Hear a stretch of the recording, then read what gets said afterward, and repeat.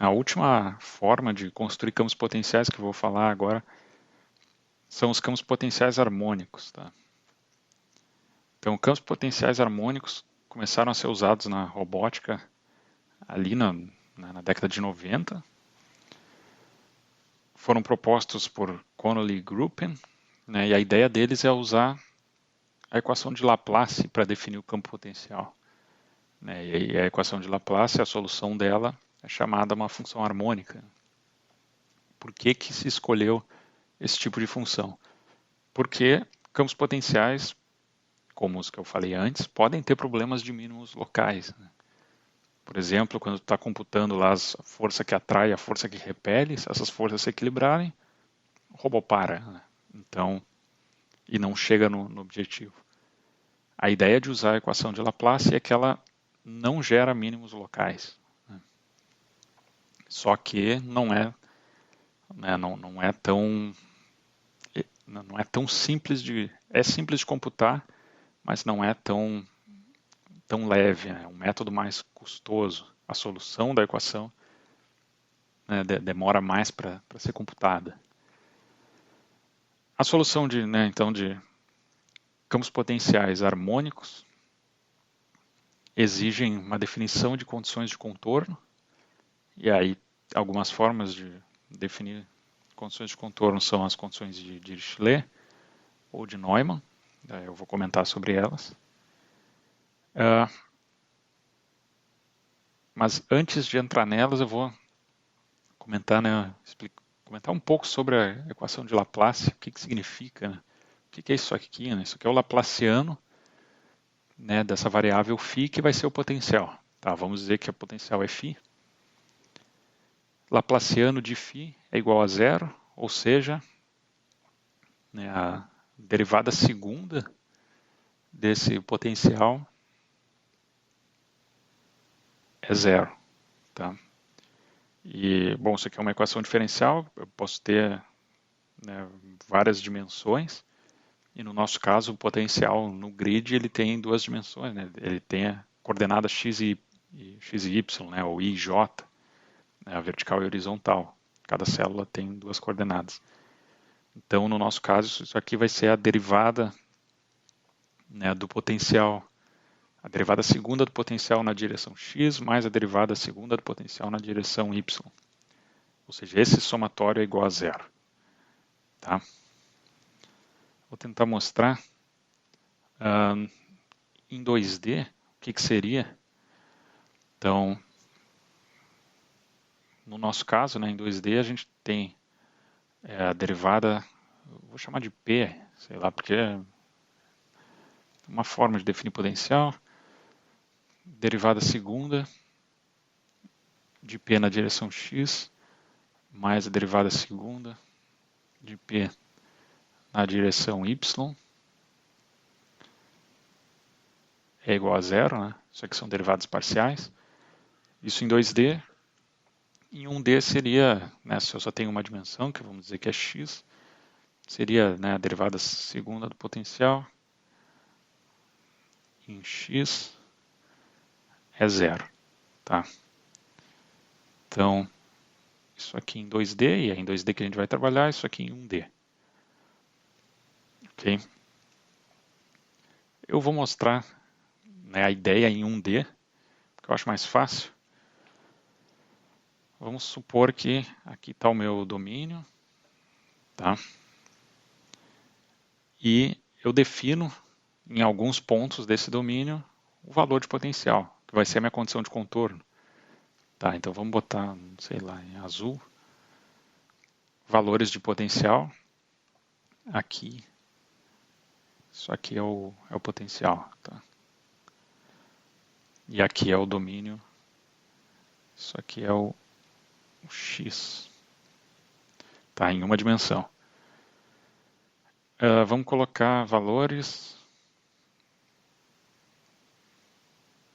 Por exemplo, se aqui o valor, eu sei que aqui o valor é esse, eu sei que, sei lá, aqui é esse e aqui é esse. Tá? Nesses pontos, que são o meu limite né, por exemplo, no limite aqui e aqui, faz de conta que isso aqui está no limite. Em alguns outros pontos eu sei os valores, né? Eu sei os valores de contorno do potencial. No restante do espaço, que é entre esses pontos, isso em 1D, né? Estou considerando só uma dimensão. No restante dos pontos, eu vou aplicar essa equação, que diz que a derivada segunda de P, né, nessa direção x é zero. O que isso significa? Né? O que eu tenho aqui? Se a derivada segunda é zero, né, a derivada primeira é uma constante. Então,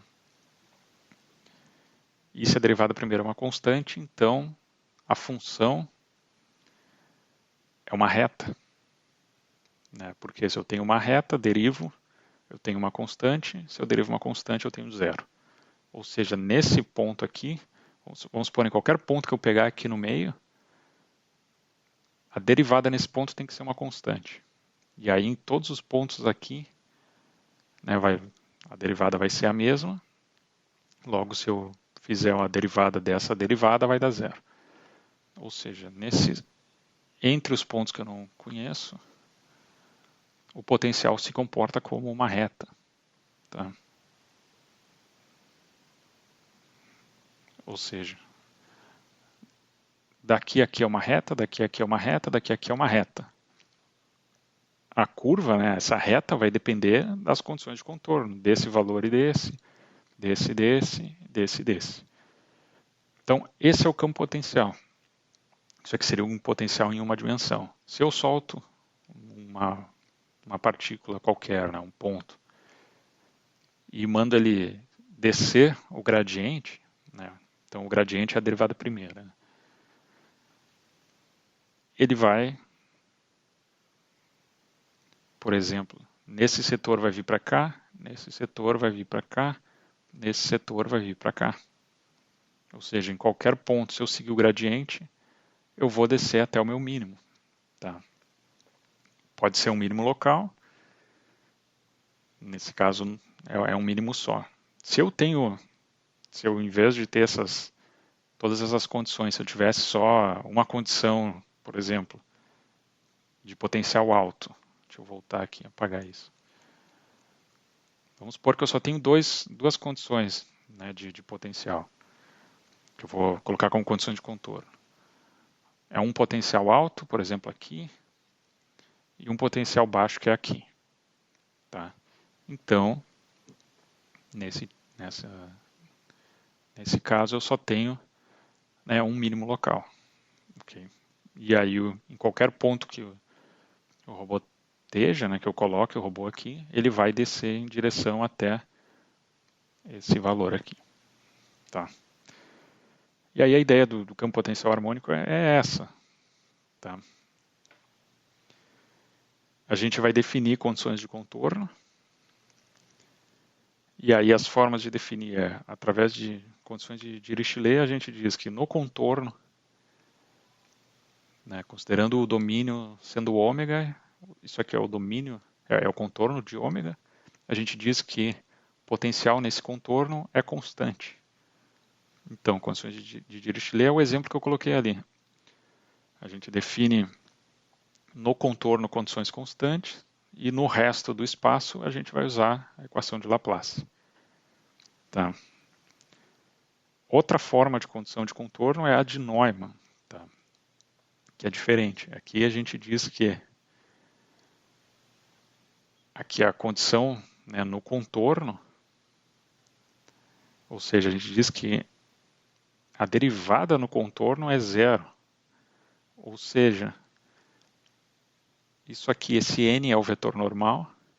O vetor normal, o produto do vetor normal pelo gradiente tem que dar zero. O que significa? Significa que o gradiente, que eu não tenho gradiente na direção normal. Tá? Então, se a gente fosse para dar zero, tem que ser isso, né? Eles têm que ser ortogonais. Então, se a direção normal aponta, vamos supor que eu tenho um obstáculo. Deixa eu voltar. Vou criar um outro aqui só para... Se eu tenho um obstáculo, vamos supor que isso aqui é um obstáculo, tá? O vetor normal dele aponta para cá. Esse seria o n. O gradiente vezes, né, o produto do vetor normal pelo gradiente é zero. Então, o gradiente nessa direção aqui, ele é zero. Então, ele não existe nessa direção, ele existe nessa, né? Aí depende do sentido, se é para lá ou para cá. Então, aí vai ter o gradiente. Ou seja, nas condições, usando condições de Neumann, o fluxo é tangencial aos obstáculos. Tá? Então, a variação do potencial é tangencial aos obstáculos. Já nas condições de Dirichlet, é o contrário, né? A gente, na condição de Dirichlet, o potencial é fixo. Tá? É fixo no contorno. Então, se ele é fixo, não tem variação. Logo, a variação do campo potencial, ou seja, o gradiente, ele aponta, né, paralela à normal do obstáculo. Então, essa é a diferença principal. Com Neumann, o gradiente é nessa direção aqui, né, então, isso aqui seria com Neumann. Já com Dirichlet vai ser na direção da normal. Aqui com Dirichlet. Tá. O que a gente geralmente usa nos nossos trabalhos todos, que é mais simples de implementar, é com condições de Dirichlet. Tá? Porque esse é fácil, esse aqui a gente define um valor de potencial. Por exemplo, a gente vai colocar que todos os obstáculos têm o mesmo potencial, que é um potencial constante. E os objetivos têm o mesmo potencial, que é um potencial constante, mas um é baixo, o outro é alto. Já Neumann não é tão trivial. Tá? O que muda no campo potencial de um para outro? Então, o Dirichlet, ele tende a se afastar de obstáculos. Ele tende a passar, vamos supor, eu tenho um obstáculo aqui e aqui, vamos supor que as bordas são obstáculos. Tá? Azul aqui é obstáculo. O robô vai tentar se manter afastado de obstáculo. Já com Neumann, pelo contrário, ele tangencia os obstáculos. Tá? Então, com o Dirichlet, uma forma que é o que a gente usa, coloca potencial alto, fixo, por exemplo, igual a 1, em todas as células de obstáculo, coloca potencial baixo no objetivo. Então, o seu robô vai sair daqui e chegar, né, nesse goal. Aqui é uma célula com potencial baixo, potencial fixo, então é uma condição de contorno, e todos os obstáculos também são condições de contorno. No restante, todas as células que estão em branco, que seria o espaço livre, a gente vai computar usando a equação de Laplace. Okay? E aqui está. Então, a equação de Laplace é o Laplaciano igual a zero, ou seja, né, a derivada segunda, a derivada parcial segunda do potencial, que agora eu chamei de P. Tá? Derivada desse potencial em x mais a derivada segunda em y é zero, onde P é o potencial numa célula na posição idiota. Tá. Como é que a gente vai transformar? Isso aqui é uma equação, isso aqui é uma derivada, a gente está com valores definindo aqui uma equação que é contínua, a gente vai passar para o domínio discreto, né? A gente vai aplicar isso num grid. O que a gente pode fazer? Deixa eu apagar aqui. Vou criar mais um. A gente vai trabalhar no domínio discreto. O que vai ser usado é transformar essa equação, né, usando diferenças finitas. Aí o que é uma diferença finita? Eu não vou entrar em grandes detalhes, mas vem da própria definição, né, de derivada. Por exemplo, o que era a derivada, né, dada uma função f de x, eu queria calcular a derivada, né, dessa função em x, era a diferença de x mais um h menos a função em x. Então é a diferença do x mais um pouquinho menos x, dividido sobre h, onde o h tendia a zero, né? No nosso caso, a gente vai aplicar isso, mas h agora não tende a zero. H tem uma distância fixa, né, que é a distância de uma célula para a vizinha. Então a gente vai calcular diferenças finitas de uma célula para a célula vizinha. E a diferença finita tem, né, tem aqui, é o valor né, o valor da função, no nosso caso, o valor do potencial na célula x mais h menos o potencial em x. Então, se a gente olhar aqui, tem diferentes formas. Tem a diferença, né, a forward, a backward, ou seja, pegando o vizinho à frente ou o vizinho atrás. Então, no nosso caso, deixa eu voltar aqui. Vamos supor que a gente vai trabalhar com, né, um grid e a gente quer computar nessa célula aqui, tá? O potencial dessa célula, sei lá, é P de x. Vamos definir que é P de x. É o potencial dessa célula. Qual é a derivada nessa célula? Por diferenças finitas, a gente pode colocar que seria, vou botar, se fosse, eu não vou botar com o D porque não é discreto agora. Deixa eu ver como é que ele coloca. Ele coloca coloca o delta se for forward. Vou colocar direto o valor ali. O que a gente vai querer na derivada, faz de conta que a gente vai estar aproximando essa derivada como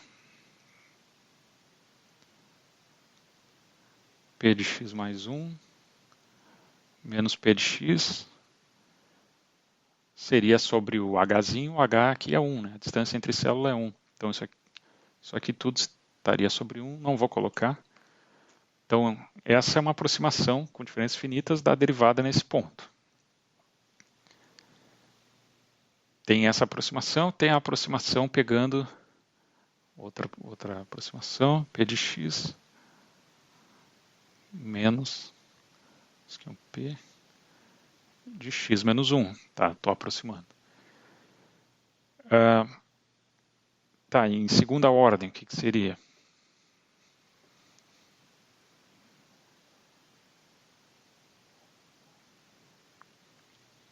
Vamos mostrar lá, espera aí. Aqui.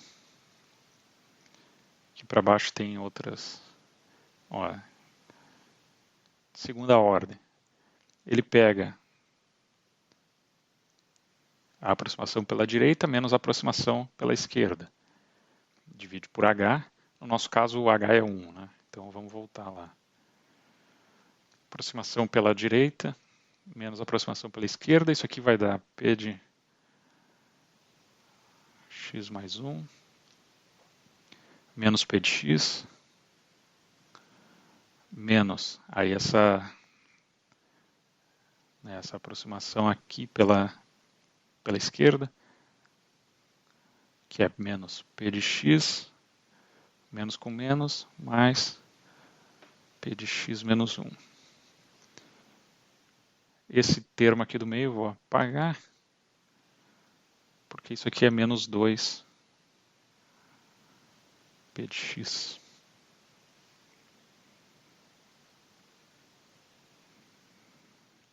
Teria que estar tudo, né, sobre h, o hzinho é 1, então eu não coloco. Então isso aqui é uma aproximação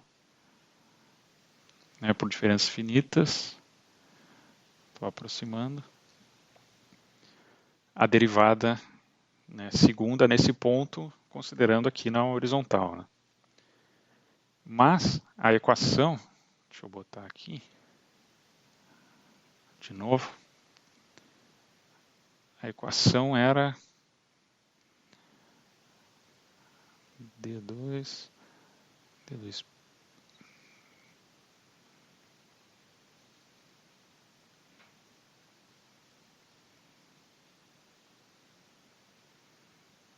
a gente tinha isso, né? Esse primeiro termo, só que eu vou fazer o seguinte, né? Isso aqui, esse que eu fiz aqui embaixo, né, esse termo aqui de baixo, esse termo aqui é a derivada nessa direção, que seria isso aqui. A gente tem que calcular as duas. Né? Tem que calcular nessa direção aqui. Né? Tá? Como que é definido isso? A equação vai ser a mesma, só que na vertical os vizinhos que a gente vai considerar vão ser esses e esses. Na horizontal, esses e esses. Então deixa eu apagar isso aqui e botar de um jeito melhor.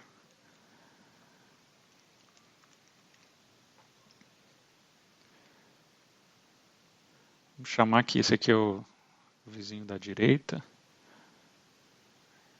Esse aqui é o vizinho da esquerda. De cima e o de baixo.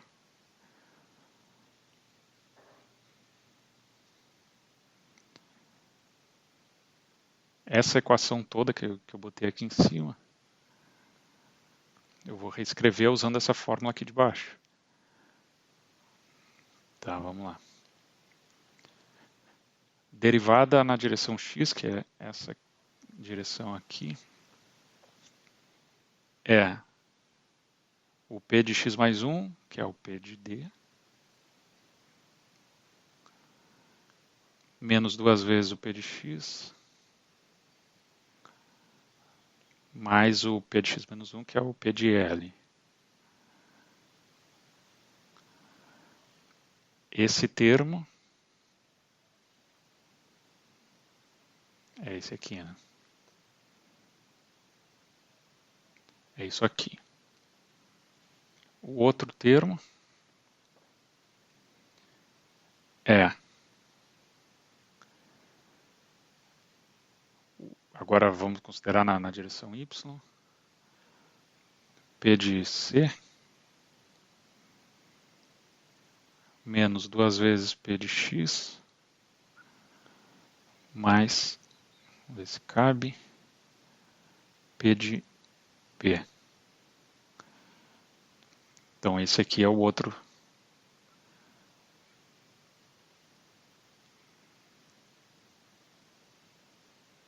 O outro termo, tudo isso é igual a zero. Tá? Aqui não coube ali, vou botar aqui.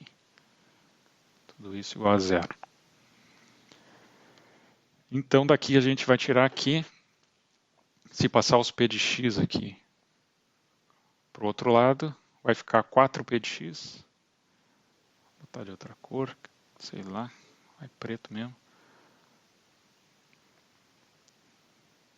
4p de x é p de d mais p de e mais p de c mais p de b, ou seja, isso aqui sobre 4, se eu apagar esse 4 daqui. Então isso aqui é a aproximação dessa equação por diferenças finitas. Para cada célula é a somatória dos valores nos 4 vizinhos, divididos por 4, é a média dos vizinhos. O que faz sentido, se a gente considerar que esses, vamos supor que o E e o D são condições de contorno, a gente coloca sei lá, no E0, no D1, espera-se que no meio tenha, né, se aqui no meio eu vou computar, né, como uma rampa, né, o potencial é uma rampa, se aqui é 0, aqui é 1, aqui tem que ser a média dos dois, né, 0,5. Se aqui for outros valores, também eu vou precisar considerar isso. Então essa é a fórmula do potencial com a equação de Laplace usando diferenças finitas, né? Então é um potencial discreto. Então, o potencial de cada célula vai ser atualizado dessa forma, em função dos vizinhos, e aí tem diferentes formas, tá? Tem o método de Gauss-Seidel, que vai usar, são métodos iterativos, né? São métodos de relaxamento, que isso vai sendo calculado, né? Porque esse método funciona,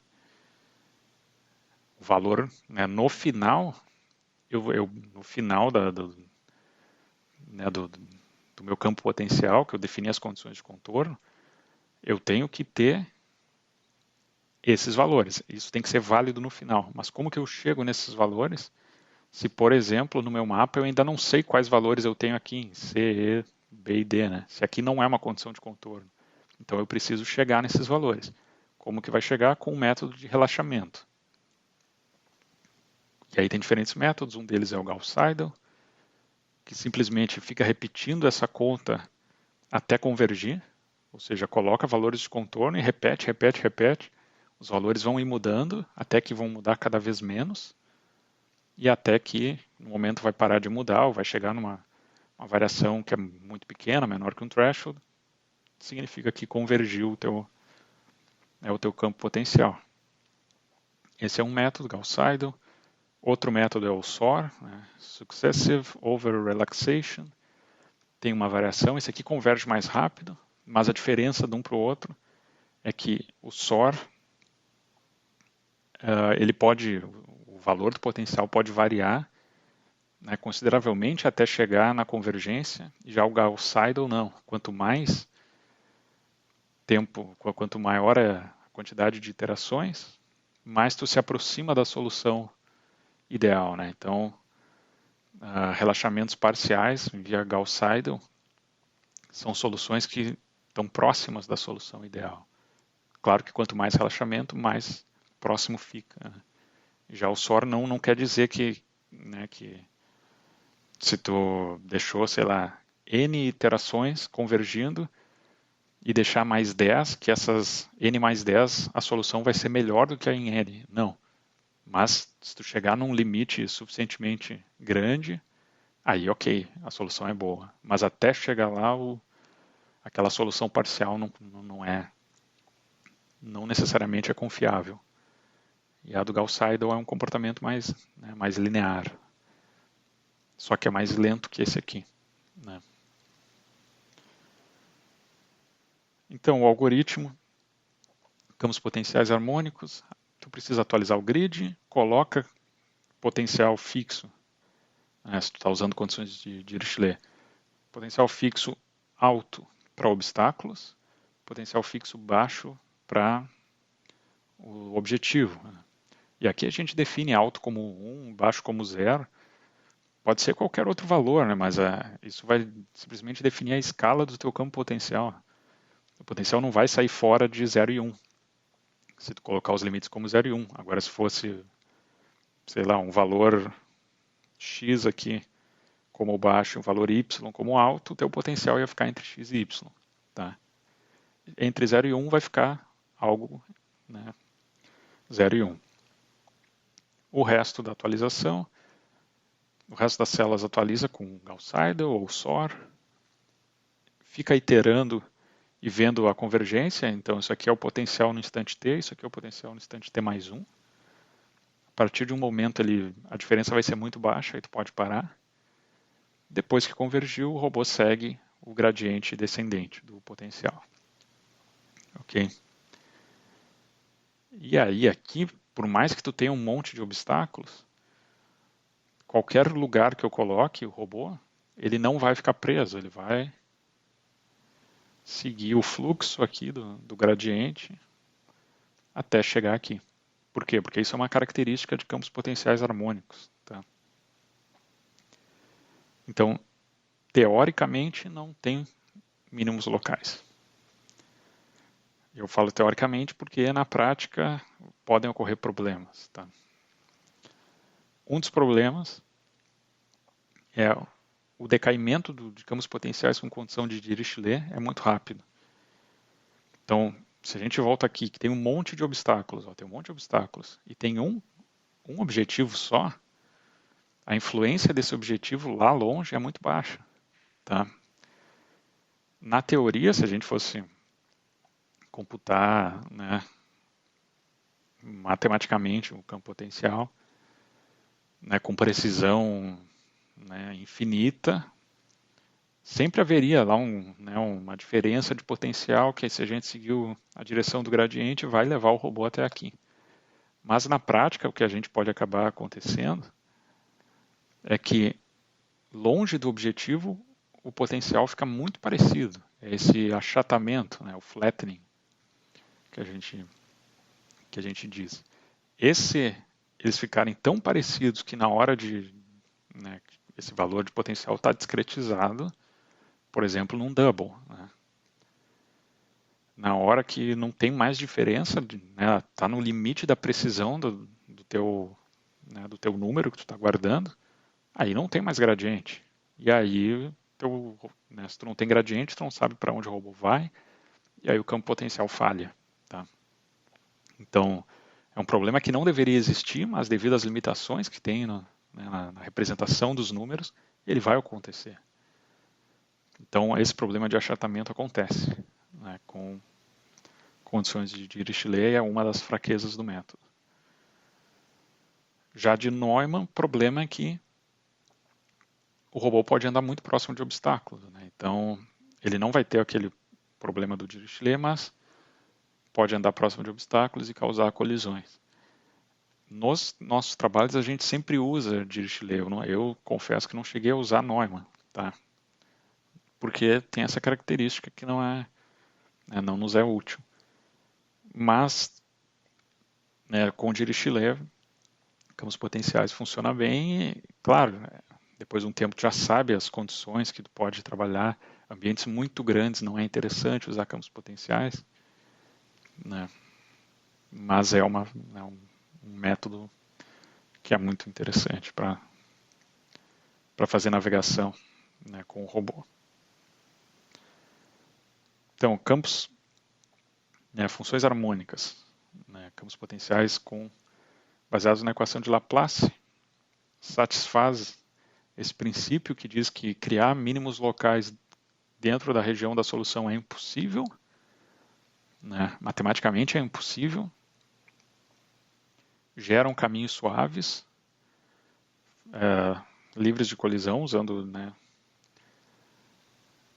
bom, aqui no caso usando qualquer um, mas ele pode passar próximo de obstáculos, com condições de Dirichlet, o caminho é o mais longe possível de obstáculos. Então, por isso que ele é bom né, na robótica.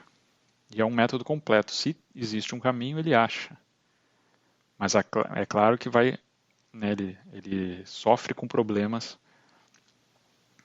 que vêm do fato da gente discretizar né, a solução para trabalhar com valores né, com valor lá no computador, né, que tem um limite de precisão, então tem problemas que a gente precisa lidar. Problema de discretização, tanto né, do grid quanto do valor representado, geram problemas na prática, apesar de, teoricamente, o método não ter problemas. Ok, pessoal? Então é isso.